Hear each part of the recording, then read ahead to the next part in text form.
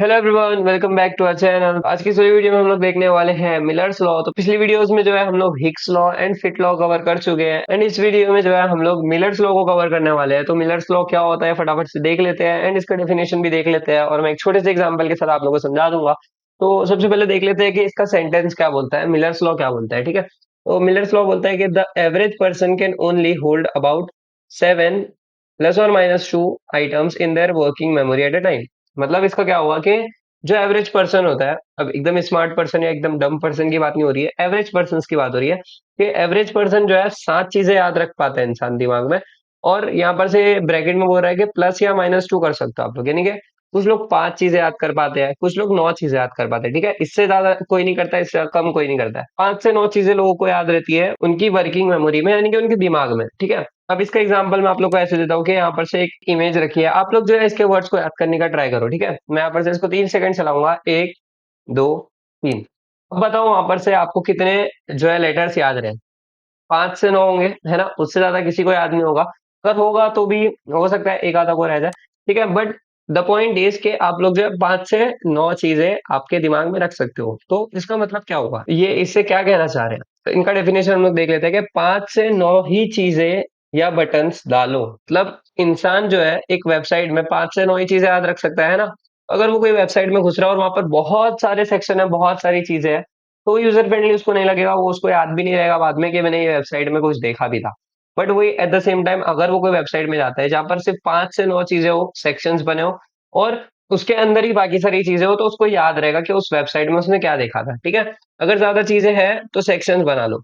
मतलब अगर बहुत सारी चीजें हैं, जैसे कि आप लोग समझो कपड़े की शॉप है एंड आप लोग के पास बहुत सारी चीजें हैं, जैसे कि पैंट्स बहुत सारी है अलग अलग टाइप की, शर्ट्स बहुत सारे अलग अलग टाइप के, तो आप लोग इसका 2 सेक्शन बना सकते हो, पैंट्स और शर्ट करके। अब ऐसा हो रहा है कि बहुत सारे टाइप के कपड़े हैं, तो आप लोग ऐसे सेक्शन बना सकते हो कि लड़कों के कपड़े, ठीक है, लड़कियों के कपड़े, फिर बच्चों के कपड़े, ऐसे करके आप लोग सेक्शंस बना सकते हो। तो जब सारी चीजें आती है तो उसको सेक्शन बना लो। अब एक और चीज यहाँ पर से है कि आप लोग जो चीजें इंपॉर्टेंट है उसको पैराग्राफ की जगह पॉइंट में लिख सकते हो। अगर आप लोग कोई वेबसाइट में जाते हो, एफएक्यू वगैरह देख रहे हो, तो उसके अंदर जब आप लोग कोई चीज को पढ़ते हो, अगर वो पैराग्राफ में लिखी है तो उसको आप लोग नहीं पढ़ना प्रीफर करोगे, बट वही पॉइंट में लिखे तो आप पढ़ोगे। इसका एग्जांपल मैं आप लोग को ऐसे देता हूँ कि यहाँ पर से हम लोग कुछ टाइप करते हैं। ठीक है, इसका फॉन्ट मैं छोटा कर देता हूँ थोड़ा एंड इसको हम लोग एक पैराग्राफ बना देते हैं। पैराग्राफ बनाने के लिए क्या करना है, सिंपली इसका ऐसे बॉक्स छोटा कर देना है। ठीक है, अब समझो आप कोई वेबसाइट पे गए हो, वहां पर ऐसे कुछ लिखा हुआ है, इसका फॉन्ट एकदम नॉर्मल कर देते हैं, नॉर्मल फॉन्ट जैसे होती है, जैसे कि अपना रोबोटो फॉन्ट होती है। ठीक है, एक जगह पे एक टेक्स्ट लिखा हुआ है ऐसा, और एक जगह पे बाजू में ही इसके टेक्स्ट लिखा हुआ है कुछ ऐसे। ठीक है, मतलब पॉइंट में लिखा हुआ है। तो आप बताओ कि आप इसको पढ़ोगे या इसको पढ़ोगे। इसको पढ़ोगे ना, मतलब ये पॉइंट्स में लिखा हुआ है, तो आप लोग को ऐसा लगेगा कि वही चीज को जो है समराइज करके छोटे छोटे पॉइंट्स में बता रहा है, तो आप लोग इसको पढ़ना प्रीफर करोगे और जल्दी जल्दी ये पढ़ लोगे आप लोग, इसलिए इसको आप पढ़ लोगे, इसलिए इसको आप पढ़ोगे। पर अगर कहीं ऐसा लिखा है, बहुत बड़ा पैराग्राफ लिखा हुआ है, तो वो आप लोग क्यों पढ़ोगे, वो आप लोग नहीं पढ़ोगे, है ना। तो इसीलिए जब भी आप लोग को कोई इंपॉर्टेंट टेक्स्ट डालना है, तो उसको आप लोग जो है पैराग्राफ की जगह पॉइंट्स में डाल सकते हो, बिकॉज जो एवरेज पर्सन है उसको 7 से 9 चीजें याद रहेंगी। तो अगर 7 से 9 पॉइंट्स होंगे तो वो याद रख लेगा, बट अगर एक बड़ा पैराग्राफ है उसके अंदर इतने सारे वर्ड्स है तो वो याद नहीं रख पाएगा। ठीक है, अब इसको हम लोग देख लेते हैं कि 5 से 9 चीजें अगर हम लोग को डालना है तो उसका एग्जाम्पल क्या हो सकता है।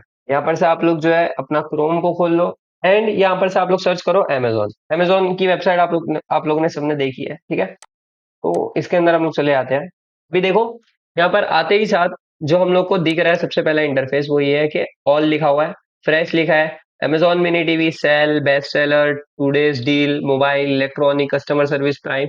ठीक है, यहाँ पर इतनी सारी चीजें रखी हुई है, मतलब कुछ भी यहाँ पर से बराबर से ऐसा सेक्शन करके नहीं बना हुआ है, इतना सारा सारा एक साथ डाल दिया गया है। इसमें ऑल में भी अगर मैं जाता हूँ तो देखो यहाँ पर से कितनी सारी चीजें है ना। तो अगर मैं अमेजोन से कुछ बाय करना चाह भी रहा हूँ और मैं आया, तो मेरे को यहाँ पर से समझेगा नहीं, या फिर अगर समझा भी तो मेरे को वो याद नहीं रहेगा कि मेरे को कहाँ पे जाना है, क्या करना है। ठीक है, मैं आगे सर्च करके यहाँ पर से बाय कर लूंगा, बट मेरे को जो है इसका इंटरफेस याद नहीं रहेगा कि कौन सी चीज कहाँ पर थी। But at the same time हम लोग फ्लिपकार्ट को ओपन करते हैं।